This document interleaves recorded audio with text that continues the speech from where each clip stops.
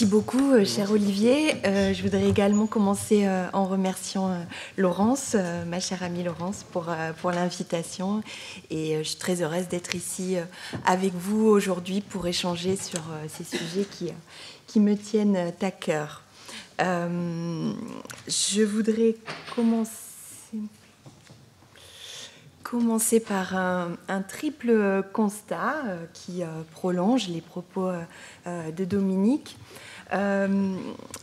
C'est le constat selon lequel la protection de l'environnement a donné lieu à d'impressionnants développements normatifs. Laurence le rappelait. On compte environ 1500 traités. On pourrait discuter du chiffre exact, tout dépend aussi de la manière dont on définit l'environnement. Mais bon, un grand nombre de traités qui sont autant de régimes internationaux traitant de questions sectorielles ou plus transversales. Ces traités sont en quelque sorte adossés à un socle de règles coutumières qui sont des règles certes assez générales et abstraites, mais importantes, parce que justement elles forment ce socle. Et puis s'y ajoutent des dizaines de milliers d'instruments dits de soft law, déclarations, plans d'action, stratégies, lignes directrices, résolutions des organisations internationales. Donc on a vraiment un matériau normatif qui est extrêmement dense. S'ajoute à cela, et c'est symétrique en quelque sorte, des développements institutionnels, puisque toutes les organisations internationales, je veux dire intergouvernementales, se sont saisies de la question, et qu'à côté des organisations internationales classiques, existent de nombreux arrangements institutionnels autonomes, comme on les a appelés, conférences des parties, organes scientifiques et techniques, secrétariat des traités internationaux, qui correspondent au régime fondé sur les traités internationaux. Et puis, donc, troisième point, malgré tout, malgré cela, et pourtant, on a une aggravation qui est une aggravation des menaces environnementales et qui est une aggravation rapide. Tout cela ne nous a pas empêchés d'entrer dans l'Anthropocène, donc cette nouvelle ère géologique qui serait l'ère de l'homme, marquée par le fait que l'homme devient une force géologique, et c'est ce qui caractérise à l'échelle des temps géologiques, cette nouvelle période. C'est aussi le franchissement des limites planétaires les unes après les autres. Donc, les limites planétaires sont des seuils qui ont été définis par un groupe de scientifiques en 2009, qui sont donc 9 frontières. Donc, j'ai indiqué ici le schéma. 9 frontières qui sont donc 9 seuils qu'il ne faudrait pas dépasser pour rester dans un espace de fonctionnement sécurisé de la planète. Or, en 2009, quand les scientifiques proposent ce schéma, on a déjà dépassé, on est déjà rentré dans une zone orange pour les changements climatiques, la perte de biodiversité et le cycle de l'azote et du phosphore. En 2015, le schéma est mis à jour. Une 4e limite est transgressée, celle qui concerne les transformations de l'occupation des sols. En janvier 2022, une 5e limite, celle relative à la pollution chimique, est considérée comme également dépassée. Et au mois de mai 2022, c'est une 6e limite, celle relative à l'eau douce, qui est considérée comme également transgressée. Et donc, ce qui veut dire que nous sortons peu à peu, Dominique le rappelait, d'un espace de fonctionnement sécurisé, que nous entrons dans une zone à risque, que nous éprouvons les capacités de résilience de la biosphère, de la planète. En passant ces frontières et ces seuils, les scientifiques nous indiquent que nous franchissons ce qu'ils appellent des points de bascule. Et ces points de bascule signifient que l'on bascule dans un autre monde, en quelque sorte, sans pouvoir retourner en arrière. On peut prendre l'exemple de la fonte des glaces. À une certaine température moyenne de la planète, on perd les calottes glaciaires. Et quoi qu'on fasse, on ne peut plus retourner en fait en arrière en raison de l'inertie du système climatique. Et tout cela fait craindre effectivement des scénarios catastrophiques comme celui de la Terre étuve, dont je ne rentre pas dans le détail, ou d'un effondrement massif de la vie sur Terre. Ici, mes propos prolongent ceux de Dominique. Donc, finalement, nous sommes contraints à changer de paradigme face à ces évolutions.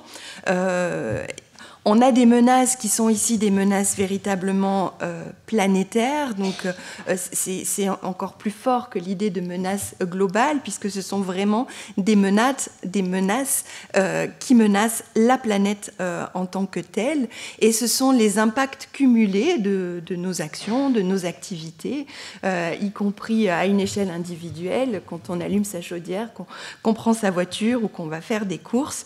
Ce sont ces impacts cumulés qui finissent par porter atteinte aux équilibres du système Terre, qui est un système qui s'autorégule, qui est resté stable pendant toute la période de l'Holocène, mais que finalement, toutes nos activités cumulées viennent déstabiliser, avec le risque d'une perte de contrôle, avec des effets dominos et le passage de ces points de bascule. Donc, sur le plan géographique, c'est un changement de paradigme. Et puis, c'est aussi sur le plan temporel que ça nous amène à repenser finalement ne serait-ce que notre droit pour ce qui nous concerne, parce que les impacts sont des impacts à une échelle de temps géologique.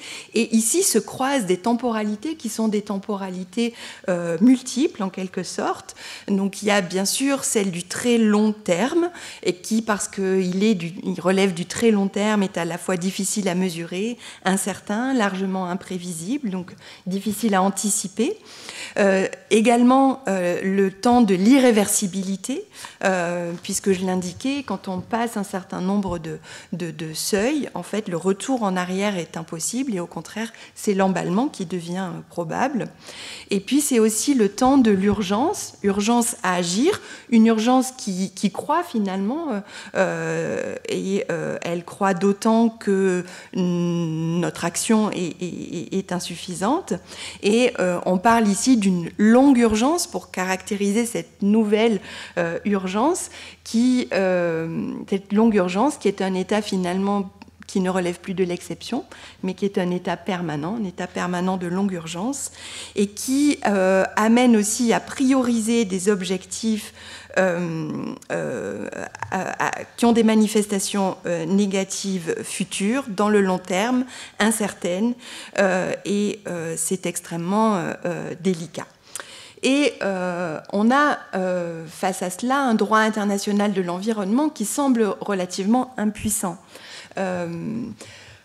Impuissant pourquoi ? Je n'ai pas vraiment le temps d'entrer dans le détail, mais impuissant sans doute aussi parce que ce droit international, il reflète notre vision, notre approche, qui est une approche finalement assez, qu'on peut qualifier d'assez néolibérale, située géographiquement. C'est un droit qui prétend à l'universalité, mais qui en même temps reflète quand même un certain point de vue. Et c'est aussi un droit qui est anthropocentré. Bon, c'est sans doute assez inévitable s'agissant d'un produit humain, mais tout cela a des conséquences finalement sur la manière dont on appréhende le vivant, la planète et les équilibres de la planète. On a aussi un droit international de l'environnement qui est bâti sur une illusion, qui est l'illusion que finalement on va pouvoir contrôler et résoudre les problèmes aujourd'hui.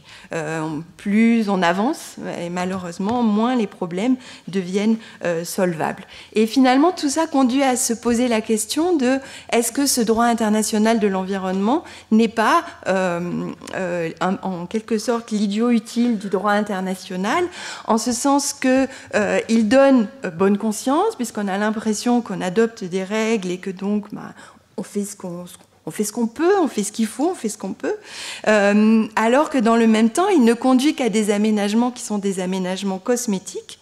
Et finalement, on a une gouvernance internationale de l'environnement qui est marginalisée par rapport à d'autres régimes internationaux comme celui du commerce ou celui des investissements, qui, en dépit de certains aménagements, et on y reviendra au cours de la journée, sont des règles de droit international qui ont des impacts plus forts sur l'environnement et des impacts plutôt négatifs que les impacts positifs du droit international de l'environnement, car bien sûr, je ne veux pas jeter le bébé avec l'eau du bain, le droit international de l'environnement a malgré tout des impacts positifs, mais insuffisants. Donc, je ne considère pas du tout que, encore une fois, il faille jeter le bébé avec l'eau du bain. Je pense qu'il y a un besoin accru de droit international et de régulation dans cette situation. Le droit international me paraît être un élément de la solution. Je continue de croire au pouvoir transformateur du droit, et en particulier ici, en ce qui nous concerne et s'agissant de menaces globales et planétaires, du droit international, bien sûr. Un droit international qui peut avoir, et le droit international de l'environnement l'a montré, une influence forte sur les droits nationaux, en ce qu'il est un vecteur de référentiel, de principes communs à l'échelle régionale ou à l'échelle planétaire. Et c'est aussi, bien sûr, un outil de coopération entre les États, coopération qui est indispensable pour la mise en cohérence des politiques et des actions. Mais en réalité, je crois qu'on n'a pas besoin du droit international de l'environnement de manière isolée, mais plutôt de tout le droit international. C'est tout le droit international qui doit être embarqué pour faire face à ces problèmes environnementaux. Et donc ça implique un nécessaire changement d'approche. Il y a de multiples voies à explorer de ce point de vue, comme Laurence nous y a invité. Moi, je voudrais juste faire quelques propositions en tant que juriste, esquisser des pistes, qui sont d'ailleurs des pistes qui sont déjà, qui s'esquissent déjà finalement, mais qu'il faudrait approfondir. Donc j'en ai choisi 5. Donc la première, c'est l'idée qu'il faut sans doute déconstruire le droit international, pas seulement le droit international, tout notre droit, mais bon, ici on parle du droit international, un droit international qui est situé géographiquement, historiquement, et qui reflète finalement une position de surplomb que se donnent les humains par rapport aux non-humains, qui perpétuent, ce sont les mots de Hartmut Rosa, un rapport agressif au monde et une approche narcissique. On voit dans la déclaration de Stockholm en 1972, donc un des premiers grands textes du droit international de l'environnement, qu'il est dit que les hommes sont ce qu'il y a de plus précieux au monde. Bon, c'est un postulat qu'on peut discuter, et je suis pas du tout, enfin, je reste très, très humaniste, mais cette position de surplomb finalement que se donne l'homme conduit à engager nos systèmes juridiques dans des directions qui sont peut-être des impasses. De même qu'on a un droit international qui perpétue dans une certaine mesure les inégalités nord-sud de fait. Il faut sans doute plus d'ambition aux règles internationales, plus d'ambition, alors que dans le contexte actuel, qui est un contexte politique et géopolitique difficile, on assiste plutôt à un assouplissement finalement des règles vers davantage de droit procédural, moins de droit substantiel. C'est un peu le modèle de l'accord de Paris en quelque sorte. Donc on a de nouvelles manières d'engager, enfin on cherche à engager l'État par de nouvelles manières qui sont des manières plus souples, plus flexibles et sans doute plus respectueuses des souverainetés, bon, peut-être plus réalistes aussi, c'est quelque chose qu'on pourra discuter, puis des approches aussi qu'on pourrait qualifier de managériales autour de grands objectifs comme les objectifs de développement durable. Donc on voit que par son contenu, notre droit évolue, mais dans une certaine mesure, il s'assouplit alors que les menaces s'aggravent, donc ce qui est sans doute une difficulté. De ce point de vue, de nouvelles perspectives émergent. Donc j'ai indiqué les droits de l'animal. En fait, le droit international, jusqu'à présent, a assez peu, finalement, assez peu promu les droits de l'animal, et ça s'explique sans doute par ses fondements. Les droits de la nature, on va y revenir aussi au cours de la journée, mais c'est vrai qu'en matière de droits de la nature, le droit international n'est pas du tout porteur des évolutions. Finalement, c'est des évolutions qui viennent, je dirais, du bas du point de vue du droit international, qui viennent plutôt des droits nationaux que du droit international. Et là aussi, ça s'explique sans doute par les fondements du droit international. Le droit des peuples autochtones aussi, même chose, Sarah Seck en parlera, qui ouvre finalement à de nouvelles cosmogonies, à d'autres approches qui peuvent enrichir le droit international. Et de ce point, et les droits de l'homme d'une manière plus générale. La Cour interaméricaine des droits de l'homme, dans son avis de 2017, a une vision des droits de l'homme qui est une vision très ouverte, en fait, puisqu'elle nous dit que l'objectif, c'est ma traduction, est de protéger la nature et l'environnement, non seulement en raison de leur lien avec une utilité pour les êtres humains ou des effets que leur dégradation pourrait avoir sur d'autres droits de l'homme, mais aussi en raison de leur importance pour les autres organismes vivants avec lesquels la planète est partagée, qui méritent d'être protégés en tant que tels. Et les États ont adopté également au mois de décembre dernier un nouveau cadre mondial pour la biodiversité qui reconnaît et considère, ce sont les termes, des systèmes de valeurs, y compris pour les pays qui les reconnaissent, les droits de la nature et les droits de la terre nourricière. Donc on voit qu'il y a de nouvelles approches qui émergent et en fait c'est très important parce que les valeurs sur lesquelles repose le droit sont tout à fait fondamentales. Ici, le droit a une fonction performative. En fait, c'est François Hauss qui nous le dit. Il fait advenir dans la réalité une certaine représentation. Et le droit international a, je dirais, une responsabilité sans doute particulière de ce point de vue. Donc ça, c'est la première perspective. La deuxième perspective, elle est plus pratique, c'est qu'on a sans doute besoin de favoriser une meilleure interface science-politique, donc entre les scientifiques et les décideurs. La connaissance est bien sûr essentielle dans ces domaines. Elle doit informer les décisions, les règles du droit international. On en est conscient depuis longtemps et c'est pour cela qu'ont été créées ce qu'on a appelé justement des interfaces comme le GIEC pour le climat en 1990, l'IPBES pour la biodiversité en 2012. Une nouvelle interface est en cours de négociation sur les produits chimiques et les déchets et certains pays poussent aussi pour une nouvelle interface sur les océans, dont la France. Donc c'est quelque chose qu'on a déjà exploré, mais on se rend compte qu'on a besoin ici d'amélioration, de renforcement pour continuer à sortir d'un modèle linéaire dans lequel le savant sait, il informe le décideur qui décide en connaissance de cause. La manière de décider est beaucoup plus complexe.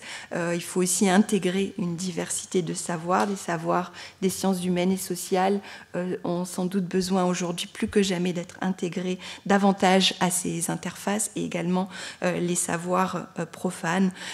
On voit que dans le domaine des changements climatiques, les rapports du GIEC ont bien sûr rythmé les négociations internationales et nourri les États, mais on voit aussi on voit encore à l'occasion des dernières conférences des parties des COP sur le climat que les États continuent de se demander comment il faut accueillir les rapports du GIEC.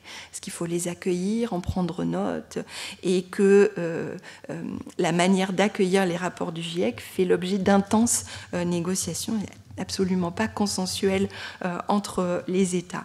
Et puis, certains considèrent aussi qu'il faudrait peut-être une interface globale sur le système Terre dans son entier plutôt que des interfaces sectorielles. C'était une recommandation du panel de haut niveau sur la durabilité qu'avait convoqué le secrétaire général de l'ONU pour préparer la conférence Rio + 20. Une autre exigence est sans doute celle de gagner en cohérence. On a un droit international, on le sait, qui est un droit international fragmenté. C'est vrai du droit international de l'environnement, qui est fragmenté en de multiples régimes, qui sont des régimes autonomes et non hiérarchisés. Donc, on a une approche en silo. Et puis, c'est vrai aussi des relations entre le droit international de l'environnement et les autres branches du droit international. C'est vrai sur le plan des normes, c'est vrai sur le plan des institutions, et c'est très certainement une difficulté, un obstacle, un verrou en ce qui concerne le traitement de ces menaces globales à l'environnement. Donc on a besoin de défragmenter et, comme je disais tout à l'heure, de mobiliser l'ensemble du droit international. L'enjeu de la protection de l'environnement dépasse bien sûr le droit international de l'environnement. En fait, on ne peut pas encapsuler les problèmes environnementaux qui sont des problèmes qui ont des dimensions sociales, économiques, politiques, et les encapsuler, c'est aussi les marginaliser et finalement empêcher l'effectivité du droit international de l'environnement. De ce point de vue, on a accompli en termes de gouvernance internationale récemment des progrès, mais il y a encore une marge de progression. On se heurte à de nombreux obstacles. Quatrième point, il faut développer une approche globale, une approche holiste, et certains proposent la mise en place d'un droit du système Terre, donc, qui reposerait sur la reconnaissance de nouveaux principes, comme les principes de résilience, de santé, d'intégrité de la planète. Et ici, j'ai indiqué un extrait du cadre mondial pour la biodiversité qui, on le voit, amorce un petit virage dans cette direction en mentionnant à plusieurs reprises l'intérêt de la planète ou l'intérêt de la planète. On voit que le cadre est adopté dans l'intérêt des personnes et de la planète. Donc c'est encore très limité. Les conséquences sont incertaines parce que comment protéger l'intérêt de la planète, la question, le problème reste entier.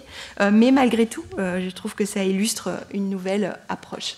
Et enfin, dernier point, renforcer les outils de mise en œuvre, bien sûr, s'agissant d'effectivité, les financements, les transferts de technologies, la criminalisation, avec possiblement la reconnaissance d'un crime d'écocide qui peut être important aussi pour, non seulement pour sanctionner, mais aussi pour prévenir en tant que message envoyé.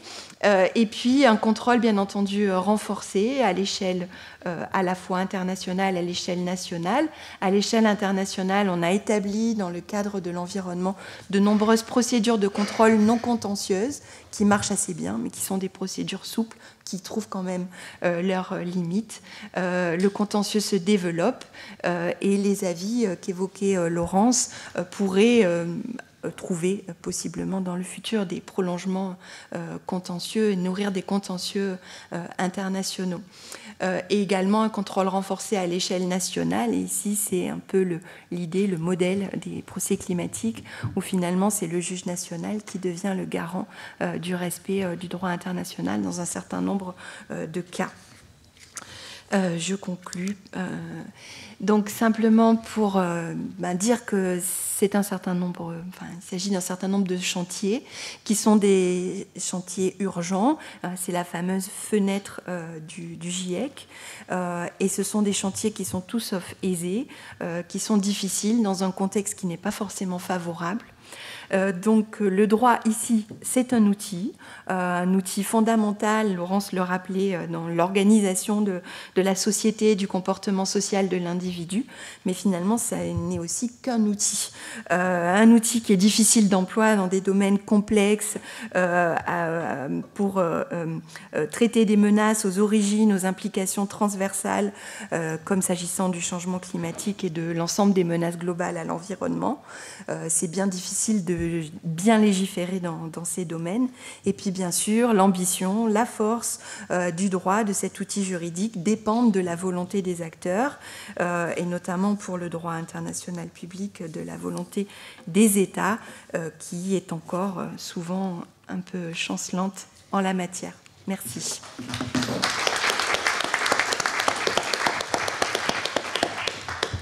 Merci beaucoup, Sandrine, pour cette intervention par laquelle tu as cherché donc à répondre aux défis lancés par le philosophe au juriste sur l'effectivité du droit international.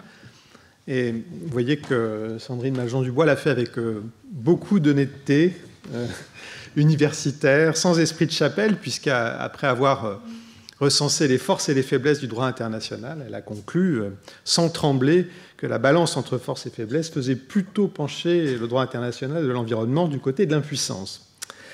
Mais heureusement, elle ne s'est pas arrêtée là. Elle a tenté d'esquisser des nécessaires solutions pour dépasser cette impuissance en préconisant diverses solutions. Ça constitue, à vrai dire, un vrai programme de travail et notamment un programme de recherche, peut-être un puits de sujets de thèse futurs, une approche déconstruite du droit international pour revenir sur son caractère anthropocentrique, une meilleure interface scientifique-décideur qui mette notamment fin au travail en silo, et l'approche fragmentée de problématiques qui sont en réalité liées, mais aussi une approche à la fois plus cohérente, holiste, plus juste et solidaire, et enfin un recours au droit pénal à travers l'écocide et ses variantes, et un rôle renforcé du juge, à la fois national et international, pour assurer une plus grande effectivité au droit. Donc voilà un beau programme de travail.